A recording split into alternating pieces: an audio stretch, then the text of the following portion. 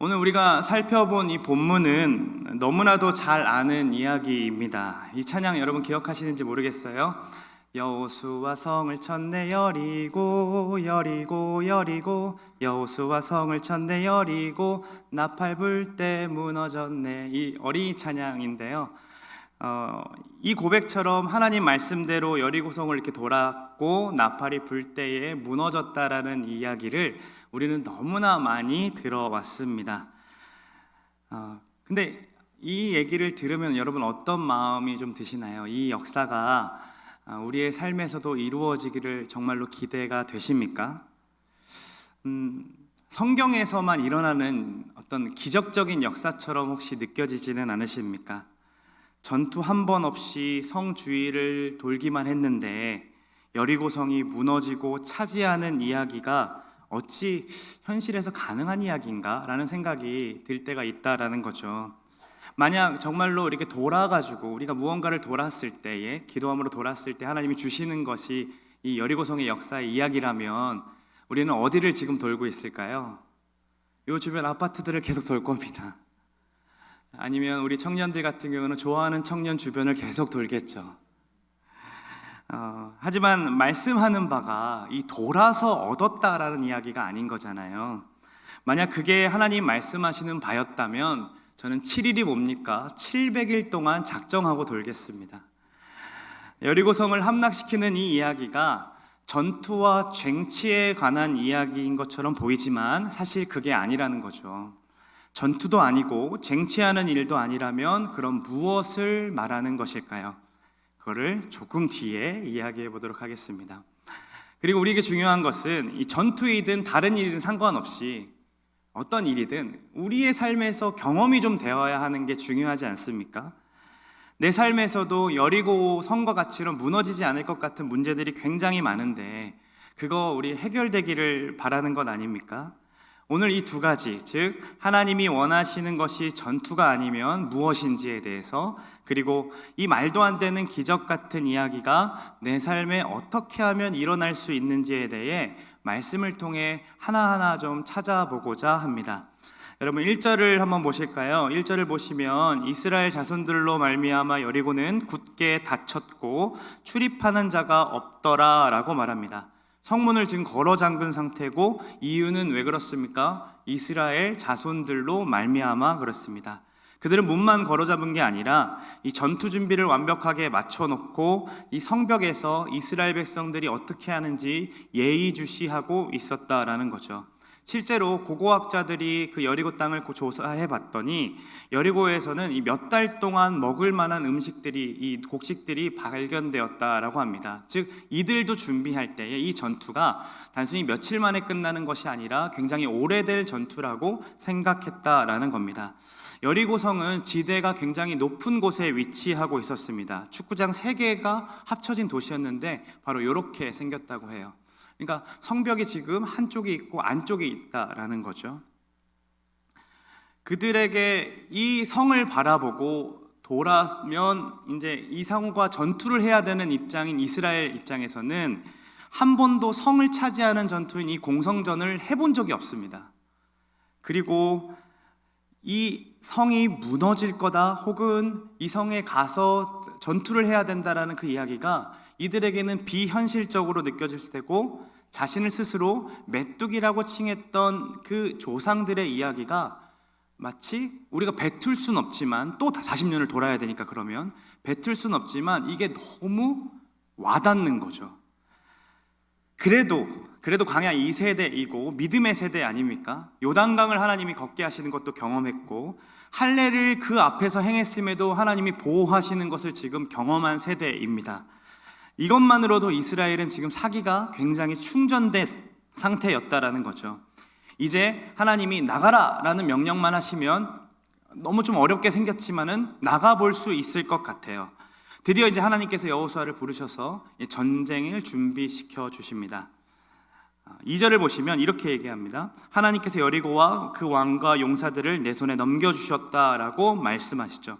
역시 하나님은 이스라엘 백성들을 포기하지 않으십니다. 그렇죠? 이제 전략만 나오면 되는 순간이에요. 이미 넘겨주었다. 이제 어떻게 해서 이겨야 될지 가르쳐 주시기만 하면 된다라는 거죠. 그 전략이 무엇인지 우리는 다 알고 있지만 모르는 사람처럼 한번 읽어보겠습니다. 우리 3절부터 5절까지 한번 같이 읽어봅니다. 너희 모든 군사는 그 성을 둘러 성 주위를 매일 한 번씩 돌되 엿새 동안 그리하라. 제사장 7은 7 나팔을 잡고 언약궤 앞에서 나아갈 것이요 7째 날에는 그 성을 7번 돌며 그 제사장은 나팔을 불 것이며 제사장들이 양각 나팔을 길게 불어 그 나팔 소리가 너희에게 들릴 때에는 백성은 다 큰 소리로 외쳐 부를 것이라. 그리하면 그 성벽이 무너져 내리리니 백성은 각기 앞으로 올라갈지니라 하시매. 하나님이 지금 어떤 전략을 내세우고 계십니까? 6일 동안 매일 하루 한 바퀴씩 성 주위를 돌고 7째 날에는 7번 돌라고 말씀하십니다. 그리고 7 나팔을 길게 불 때에 백성들이 이제 큰 소리를 외치면 성벽이 무너져 내리는 것이 하나님의 전략입니다. 여러분들이 여호수아이고 그 당시 살고 있던 백성이라고 생각을 해보자면 어떤 마음이 들었을 것 같으십니까? 이게 무슨 말도 안 되는 일인가? 전투를 해야 하는데 지금 하나님이 뭘 시키시는 겁니까? 산책을 시키시는 거죠. 성벽에서 여리고 백성들이 지금 예의주시하면서 이스라엘 백성들을 지켜보고 있는데 내 처자식들, 아이들까지 다 데리고 지금 여리고성 주변을 돌라고 말씀하시는 겁니다. 이것은 그냥 죽으라라는 말처럼 들려지는 거죠. 도대체 왜 하나님은 이러한 전략을 내신 걸까요? 여기서 우리는 여리고성 전투를 하나님이 어떻게 바라보고 계시는지를 우리는 캐치해낼 수 있습니다. 만약 하나님께서 전쟁을 하고자 하셨다면 군사들을 선별해서 뽑으라고 말씀하시는 게 맞습니다. 무장을 시키고 잠복을 했다가 지난번 정탐을 했었던 것처럼 몇 명이 먼저 들어가고 그 다음에 성문을 열면 그때 우리가 쳐들어가자라고 하면서 이러한 전략을 구사해서 알려주셔도 됐습니다. 그런데 지금 하나님이 뭘 하시냐면 제사장들을 앞서 세우십니다. 그리고 나팔을 잡게 하고 언약궤를 매도록 한 뒤에 60만 명의 이스라엘 모든 백성들이 그 길을 따라 걷게 만들다라는 거죠. 이것은 지금 전투를 하러 가는 모양이 아니라는 겁니다. 어떤 모양처럼 보입니까? 예배하러 가는 행렬처럼 보입니다. 즉 하나님은 예배하기 위해서 이들을 걷게 하신다라는 거죠. 여리고 사람들이 봤을 때 기괴한 모습이 펼쳐지는 겁니다. 나팔을 들고 언약궤를 따라 걷는 이 행위는 마치 저들이 믿는 신에게 전투를 하기 전에 제사를 드리는 행위처럼 보였을 겁니다. 그리고 아마 이렇게 생각했겠죠. 저렇게 한 바퀴 돌거나 예식을 치르고 나면 분명히 쳐들어올 수 있다. 야, 집중해, 정신 차려 하면서 기다리고 있었을 겁니다. 그런데 그 행렬이 어디로 갑니까? 다시 진영으로 돌아가서 잡니다. 그리고 아침에 일찍이 그 다음날이 됐는데 또 어떻게 됩니까? 또 나와서 똑같은 행렬이 펼쳐지는 겁니다. 또 다시 긴장했겠죠. 이번엔 진짜다. 쟤네가 어저께는 작전 짠 거다. 이번엔 진짜니까 주의해라, 정신 차려라 하는데 이번에도 또 똑같이 집으로 돌아갑니다. 셋째 날이 되니까 또 나왔는데 또 집으로 돌아갑니다. 그리고 며칠까지 갑니까? 6째 날이 될 때까지도 한 바퀴씩 돌고 돌아가는 거죠.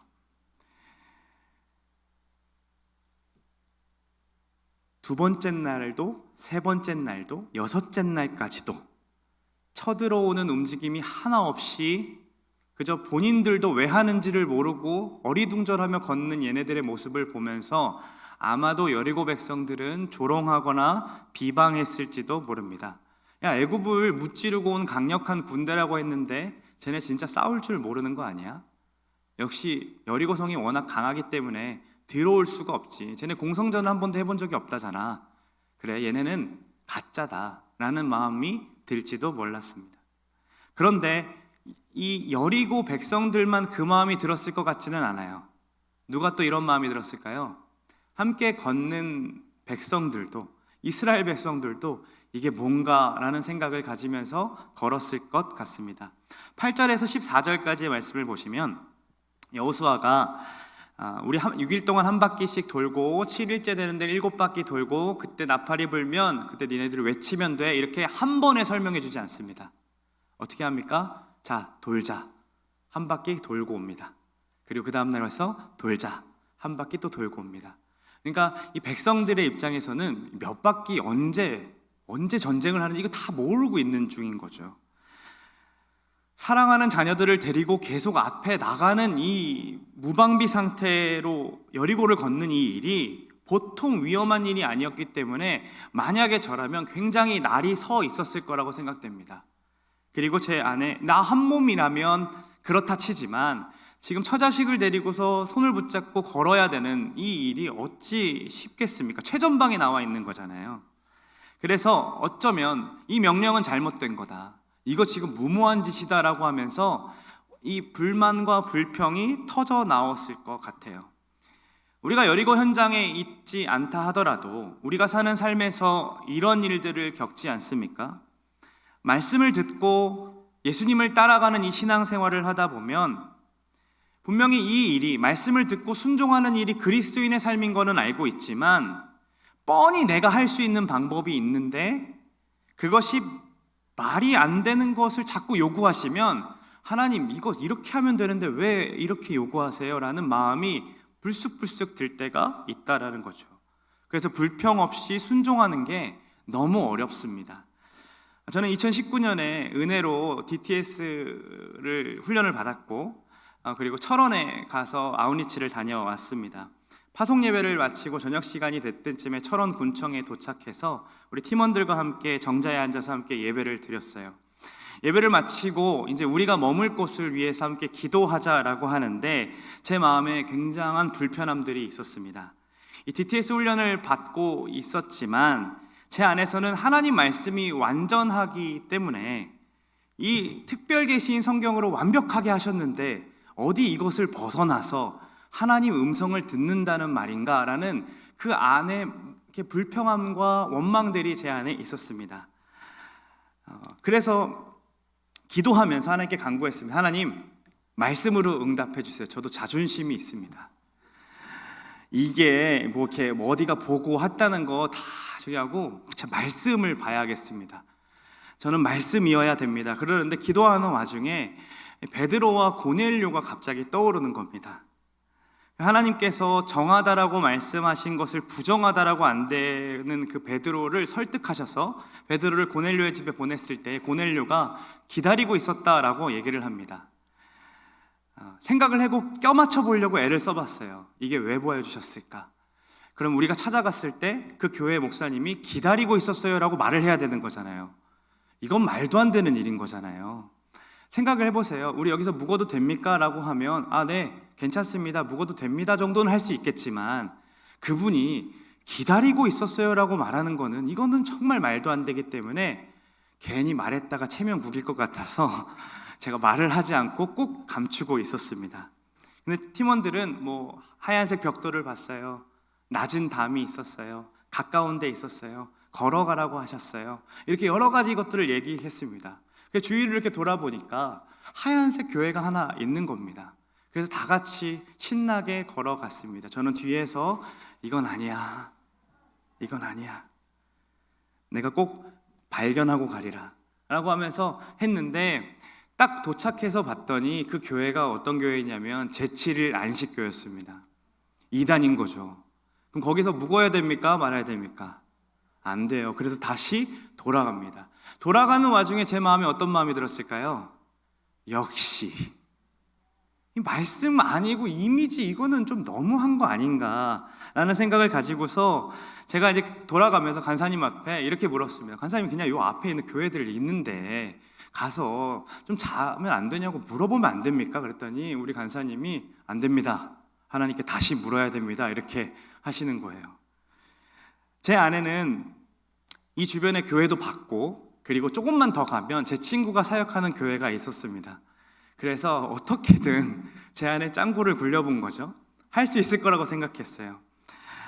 그런데 그렇게 말씀하시니까 또다시 이제 기도를 하는데 제 안에 불평과 불만이 막 계속 터져 나왔습니다. 하나님 보세요, 이거 아니잖아요. 하나님 말씀이 있는데 이 음성을 듣는다고 하고 이미지를 찾는 게 이게 말이 되는 겁니까? 하나님, 저들에게도 말씀을 보여주세요. 말씀을 가르쳐 주세요. 말씀이면 되는 거라고 했잖아요. 제 안에 이런 분노들을 하나님 앞에서 막 뿜어져 냈던 거죠. 기도 후에 다들 같은 것을 이야기했습니다. 아까 봤던 것 그대로. 그리고 아까 저기로 가면 안 돼요 라고 했던 그 교회로 팀장님과 우리 간사님이 가기 시작했습니다. 그리고 목사님을 만나 뵙고 와서 들어와도 된다라는 사인을 받았고 다들 기뻐하면서 자기가 본 것을 찾기 시작했습니다. 여기 이것도 있고 여기 낮은 담도 있고 돌도 있고 여기 뭐 다 있네 라고 하면서 보고 있었습니다. 저는 기쁘지가 않았습니다. 인간적인 교만한 생각으로 처음부터 그냥 가까운 데 갔으면 됐을걸. 괜히 이미지 따라가 놓고 이제 와서 다 자기가 봤던 것들 짜맞히고 있는 건 아닌가, 이러한 의심이 들었습니다. 터벅터벅 문을 열고 들어가자마자 제가 눈물을 푹 쏟고 말았습니다. 왜냐하면 아우니치를 오기 몇 개월 전에 철원을 생각하면서 뽑았던 팀 구절 말씀이 로비에 이렇게 턱하니 족자로 써져 있는 겁니다. 일어나라, 빛을 발하라. 하나님이 저에게 꼭 이렇게 말씀하시는 것 같았어요. 더럽게 못 믿네 이 짜샤, 여기 있다. 아무 말도 못하고 저기 본당에 앉아가지고 이렇게 기도하고 있는데 그 담임 목사님께서 이렇게 말씀하시는 거예요. 기다리고 있었습니다. 말도 안 되는 소리라고 했던 일들이 벌어졌습니다. 그게 무슨 뜻이냐고 물었더니 자신이 철원에 와서 교회를 건축하고 세워놨고 성도들이 올 줄 알았는데 수요 예배를 드려도 10명밖에 되는 성도들이 오지 않고 내가 지금 잘하고 있는 건가, 20년 동안 해왔는데 이게 정말 맞는 건가 라는 생각이 들 때마다 하나님이 매년마다 철원 땅에 와서 DTS 팀이 기도를 하면 꼭 그 교회를 보여주셨답니다. 그래서 이번에도 분명히 올 때가 됐는데 안 온다라는 거죠. 그런데 저희 팀이 가서 왔더니 당연히 그러니까 기다리고 있었습니다 라고 말을 하는 거였죠. 그 말을 들으면서 머리를 얻어맞은 것 같았습니다. 우리는 잠을 잘 수 있는 처소를 구했었는데 하나님께서는 예배할 처소 그리고 당신의 백성을 위로할 처소로 삼고 계셨던 거죠. 위로가 필요했던 목사님도, 그리고 하나님의 일하심을 맛보고 싶었던 우리 성도님들도, 또 목사이나 고집스럽고 이 모든 것들이 부정하다라고 말하고 있는 저까지도 하나님을 예배하도록 만들어 주셨습니다. 그 한 사건을 통해 하나님의 음성을 듣는다라는 것이 내가 원하는 것을 받겠다라는 말이 아니라 아버지를 예배하고 싶다라는 것임을 이해할 수 있게 되었습니다. 그 사실을 이해하니까 기도가 바뀌더라고요. 하나님, 뭐든지 보여주세요. 나 이제부터 다 얘기합니다. 틀려도 상관없습니다. 체면도 없습니다. 그냥 보이는 거 다 얘기하랍니다. 내가 보인 게 맞고 틀린 게 상관이 없는 거예요. 왜요? 예배하러 보내신 자리라면 그냥 예배하면 되는 거거든요. 잠자리를 쟁취해야만 하는 기도가 예배하기 위한 기도로 바뀌었고, 불평과 원망의 기도가 하나님을 찬양하고 또 역사하실 것을 기대하는 기도로 바뀌는 순간이었습니다. 아마도 여리고성을 돌고 있는 백성들 중에도 이 두 가지 반응이 아마 일어났을 거라고 생각이 됩니다. 전투를 하고자 했던 이들은 저처럼 불평과 원망을 가지면서 하루하루를 돌았을 겁니다. 지금 쳐들어가야 되는데 왜 또 돌아? 이러면서 계속 원망했을지도 모릅니다. 근데 그 불평과 원망이 나 하나로만 그치지 않습니다. 어떻게 됩니까? 결국 전염되고 공동체 전체가 애굽으로 돌아가야만 한다고 울고불고 했던 일이 그동안 40년 동안 경험했던 일 아닙니까? 그래서 여호수아가 이렇게 말하는 겁니다. 우리 10절 말씀 함께 읽어보겠습니다. 여호수아가 백성에게 명령하여 이르되 너희는 외치지 말며 너희 음성을 들리게 하지 말며 너희 입에서 아무 말도 내지 말라. 외치지 말라, 음성이 들리지 말게 하라, 입에서 이게 3번이나 강조하면서 뭐라고 합니까? 찍소리도 내지 마 이럽니다. 하나님의 말씀을 따라 걷고 예배하는 일로 부르셨는데 불평과 원망이 그 일을 다 막아버리기 때문에 그렇습니다. 하나님께서는 말씀으로 역사하시며 당신의 백성을 살리고자 하십니다. 그러나 사단이 뭐합니까? 하나님의 백성을 유혹하여 결국엔 말로 무너뜨리는 역사가 40년 동안 벌어졌던 역사였던 거죠. 이 침묵은 하나님이 요구하신 것이 아니었습니다. 그러나 여호수아는 그들 입에서 터져나오는 말들이 모든 것을 망칠 수 있음을 이미 경험해 봤기 때문에 침묵하며 하루하루를 걷도록 합니다. 그리고 그 침묵은 죄를 막고 공동체만을 지키는 것이 아니라 더 나아가서는 하나님께서 어떻게 일하실까 그 일을 기대하도록 만들었다는 거죠. 하나님이 보여주시고 역사하시는 것을 경험한 사람들이 어떻게 합니까? 또 어떻게 내 인생 속에서 역사하실까를 기대하지 않습니까? 그래서 한번 그렇게 맞아떨어진 게 경험이 되면 우리 또 안 옮겨요? 라는 얘기가 절로 나옵니다. 편안한 자리에서 머물고 싶어 하지 않는다라는 거죠. 계속해서 하나님이 어떻게 일하실까를 궁금해하고 기대하는 거죠. 이것이 믿는 자들의 삶인 겁니다. 사랑하는 여러분, 여리고처럼 큰 문제가 우리 앞에 놓여 있는 분 있으시죠? 여러분들은 그 앞에서 기대가 먼저 나오시나요? 아니면 불평이 먼저 나오시나요? 하나님께서 말도 안 되는 방법을 우리에게 요구하시고 순종하라고 말씀하실 때 우리는 어떠한 방법으로 선택하고 무엇을 더욱 의지하고 있을까요? 오랫동안 아파왔던 병이 호전되지 않는 것을 보면서 내 힘으로 어쩌할 수 없는 저 자녀들의 인생들을 바라보면서 우리는 무엇을 선택하고 싶어 하고 하나님께 어떻게 기도하고 있습니까? 소중했던 관계들이 막 깨어지는 것, 나도 어쩔 할 바 없이 막 깨어지는 것들을 경험하고 취업에 실패하고 사업이 잘 안 되는 현실 앞에서 우리는 무엇을 바라고 또 하나님께 무엇을 달라고 간구하고 있습니까? 말도 안 되는 방법이라는 것이 분명하지만, 그래서 제가 이렇게 말하는 것이 저 또한 말이 안 되는 것 같지만 성경을 믿고 진심으로 믿고 싶기 때문에 여러분에게 성경대로 간구합니다. 여리고성이 무너지기 바라기 이전에, 하나님 저 여리고성 무너뜨려 주세요를 바라기 이전에 우리가 구해야 될 것은 하나님 이 자리에서 예배하고 싶다라는 기도입니다. 병에서 노임을 받고 싶은 게 우리의 간구는 맞습니다. 정말로 우리가 갖고 있는 병들 하루빨리 고쳐주셨으면 좋겠습니다. 그러나 그것조차도 내려놓고 병상에서도 하나님 높이고 싶고 하나님을 예배하고 싶다고 할 때에 하나님께서 어떻게 하실지 그 기대가 되기 때문에 불평과 원망이 바뀌어지게 됩니다. 돈을 벌기 위해 직장을 구하면서 내가 이 직장이 더 좋을까? 저 직장이 더 준다고 하는데 저기가 더 좋을까? 이렇게 돈에 따라서 선택하는 것이 아니라 내가 어디 가서 하나님이 예배할 수 있을까요를 선택하고자 한다면 이건 말도 안 되는 일이죠. 누가 그렇게 직장을 선택하겠습니까? 그러나 그 일을 통해서 우리가 그 일을 선택해 본다면 어쩌면 하나님이 그 가운데 우리에게 맛보게 하시는 역사가 있을 거라는 거죠. 그때 하나님 마음을 알아갈 수만 있다면, 나를 왜 여리고성에 두게 하셨는지, 왜 나를 이 관계에서 깨어지게 하셨는지, 나에게 왜 이 병을 주셨는지, 나에게 왜 이 직장을 다니게 하셨는지, 나에게 왜 이곳에서 하나님을 바라보게 하셨는지를 우리가 알 수만 있다면 우리가 어디에 있든지 그 자리는 예배하는 자리가 된다라는 겁니다. 그래서 야곱이 이렇게 고백하죠.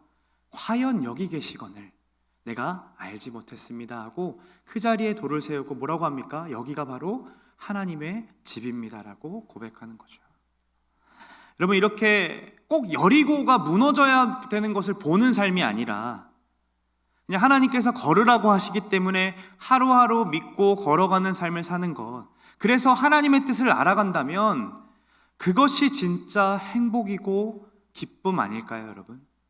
우리가 그 기쁨과 행복을 우리의 삶에서 맛볼 수 있었으면 좋겠습니다. 이들이 걸을 때마다 여러분 무엇이 동행하고 있습니까?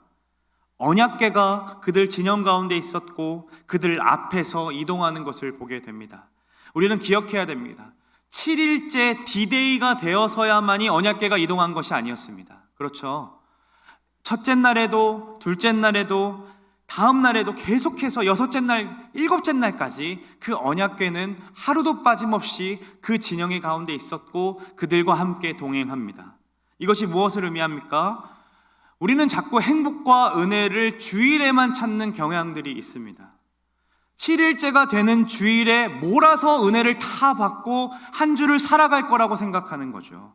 성경을 보시면 성경의 어떤 인물도 주일에 몰아서 은혜를 갈구했던 자가 없습니다. 요셉도 보시면 보디발의 집과 감옥에 있는 그 요셉의 삶에도 나타나신 것처럼 느껴지진 않지만 하나님은 날마다 그와 동행하셨고 형통케 하셨습니다. 바벨론의 포로로 끌려간 다니엘도 안식일에만 하나님께 뜻을 정하여 기도한 자가 아니라 매일같이 하나님 앞에 뜻을 정하여 하나님을 바벨론에서 찾았다라는 거죠. 성전이 무너졌음에도 불구하고 그는 하나님께서 역사하실 것들을 기대하며 찾았다는 겁니다. 우리는 물어야 합니다. 여리고성의 문제 앞에서 하나님께서 역사하시기를 바라면서 내 삶의 정중앙에 내 일상 가운데에 정말로 하나님을 거하는 자리가 있는지, 월요일, 화요일, 수요일, 목요일, 금요일, 토요일 요 하루하루마다 내 일상의 정중앙에 정말로 언약궤인 하나님의 말씀이 우리 중앙에 있는지 우리는 날마다 점검하고 물어야 한다라는 거죠. 여리고라는 무너지지 않을 것 같은 그 세상의 앞에서 막 저항하는 방법은 7일째 7번 돌고 소리치기 이전에 매일 우리에게 맡겨진 그 하루하루마다 순종함으로 걸어가는 싸움을 해야 한다라는 겁니다. 이해되지 않지만 하나님 말씀하셨기 때문에 한 걸음씩 걸으며 살아가는 삶이 우리에게 조금씩 승리로 나아가는 걸음이라는 거죠. 자, 드디어 7째 날이 되었습니다. 7명의 제사장들과 7개의 나팔을 들고 백성들과 함께 7번 성을 돌았습니다. 성경은 의도적으로 보시면 7이라는 숫자를 계속해서 강조하고 있죠. 천지창조 7일, 그리고 7절기, 7년째 되는 해를 뭐라고 합니까? 안식년이라고 하고 그 거기에 7 곱하면 희년이라고 얘기합니다. 솔로몬이 성전 건축하는 시간이 7년이었고 예수님이 십자가상에서 마지막으로 말씀하신 그 말이 7마디의 언어였습니다. 그리고 요한계시록에 7교회가 나오고 또 7별, 7촛대. 그러니까 이스라엘 백성들은 성경을 근거대로 이 7이라는 숫자는 하나님의 숫자이며 완전수라고 해석하였습니다. 오늘 본문에도 7을 강조하는 이유는 이 싸움이 이스라엘 백성의 싸움이 아니라 완전하신 하나님의 싸움이며 하나님께서 시작하시고 하나님께서 완전하게 이루실 것이라는 것을 보여주는 대목인 거죠. 그러나 우리가 마지막으로 오늘 본문에서 눈여겨봐야 할 것이 있습니다. 먼저 여러분에게 좀 질문을 합니다. 7번 성을 돌고 백성들이 외쳤을 때에 여리고성이 무너집니까? 아닙니까?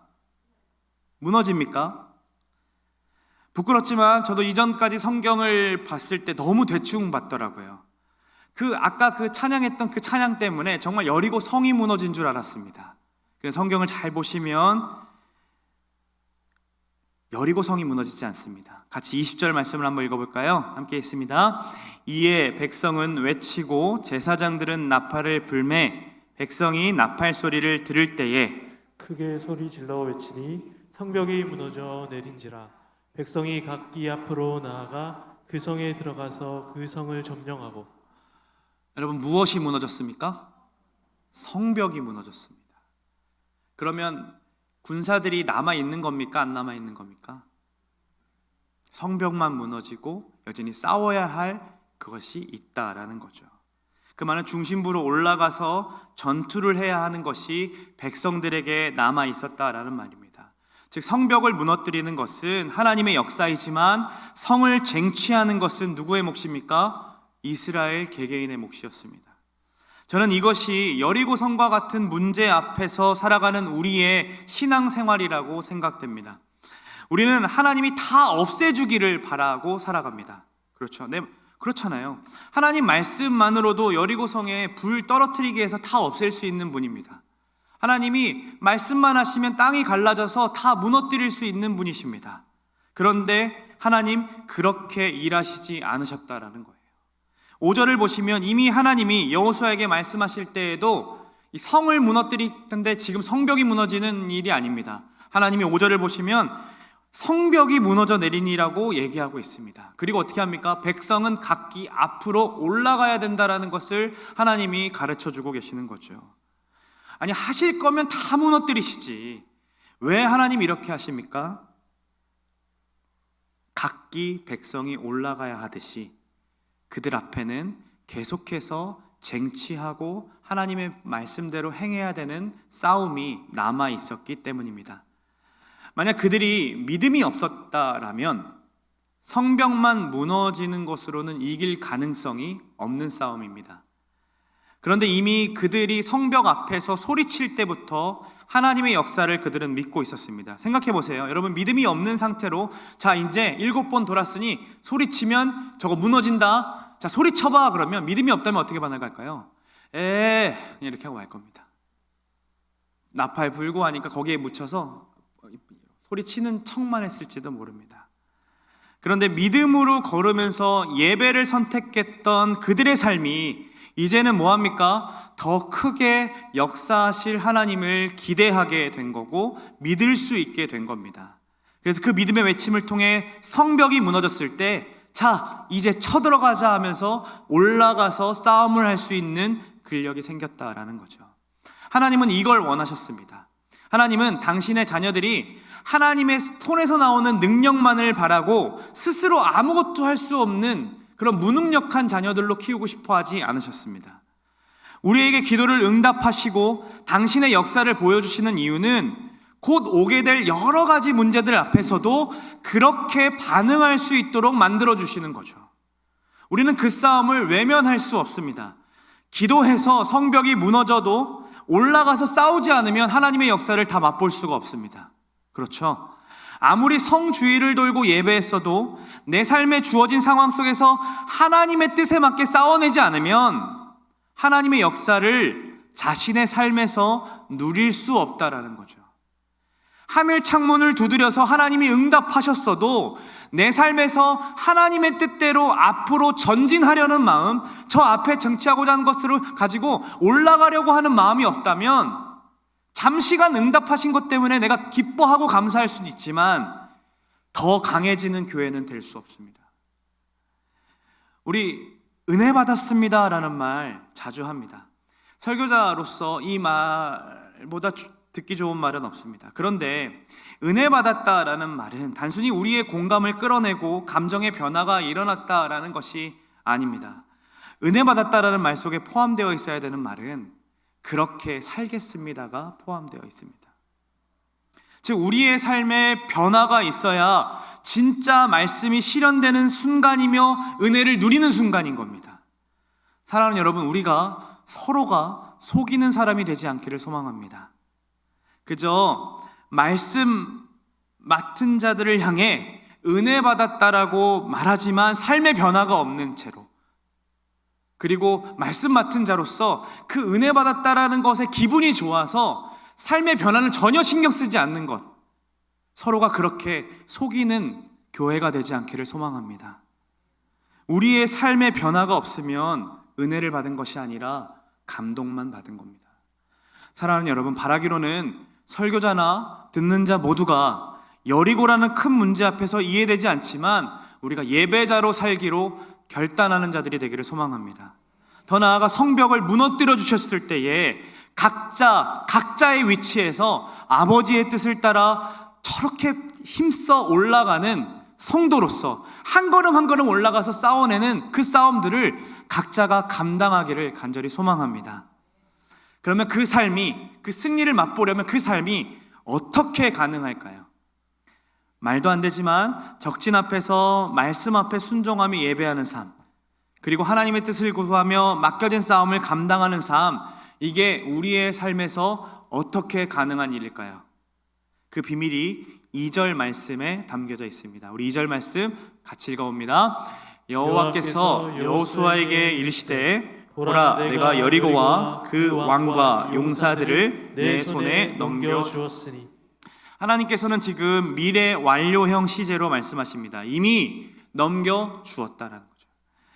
이미 여리고성은 이스라엘 것이며 하나님의 것입니다. 그들이 하루하루 매일 도는 것 말도 안 되지만 순종할 수 있었던 이유는, 그리고 성벽만 무너졌음에도 용기를 내어 그 자리를 차지하고자 전투하고자 나아갔던 이유는 바로 하나님이 이미 우리에게 승리를 주셨다라는 그 사실을 믿을 수 있었기 때문입니다. 우리가 어떤 사람들입니까? 우리도 하나님이 이미 승리를 주셨음을 믿는 자들 아닙니까? 우리 예수님께서 우리에게 이렇게 말씀하셨습니다. 한 번 더 읽어보겠습니다. 이것을 너희에게 이르는 것은 너희로 내 안에서 평안을 누리게 하려 함이라. 세상에서는 너희가 환난을 당하나 담대하라, 내가 세상을 이겼노라. 예수님께서는 평안을 누리게 하시기 위해 환난을 당하지만 담대하라고 말씀하십니다. 그리고 약속을 주시죠. 어떤 약속입니까? 내가 세상을 이겼노라. 여리고와 같이 굳게 닫혀진 그 문제 앞에서 우리가 봤을 때 정말로 이길 가능성이 없어 보이고 우리에게는 해결할 능력이 전혀 없어 보이는 그 문제들이 우리가 기억하고 신뢰하면 된다라는 거예요. 어떤 걸 기억하면? 예수님이 승리하신 문제다. 예수님이 이기신 문제라는 거죠. 생각해보면 누구도 죽음을 극복할 수 없었습니다. 누구도 죄를 극복할 수 없었습니다.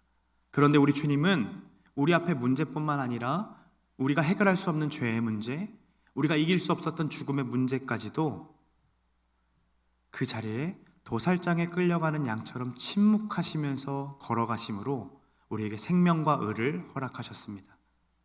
우리의 모든 죄악을 다 짊어지시고 십자가 위에서 소리치셨습니다. 다 이루었다. 그분의 걸어가심과 그분의 소리치심으로 인해 우리가 무엇을 얻었습니까? 말할 수 없는 승리를 얻었다라는 거죠. 누구도 뛰어넘을 수 없는 죽음의 문제를 뛰어넘을 수 있게 하셨습니다. 누구도 이길 수 없는 죄를 하나님께서 이길 수 있도록 하셨습니다. 우리는 이 사실만 믿으면 됩니다.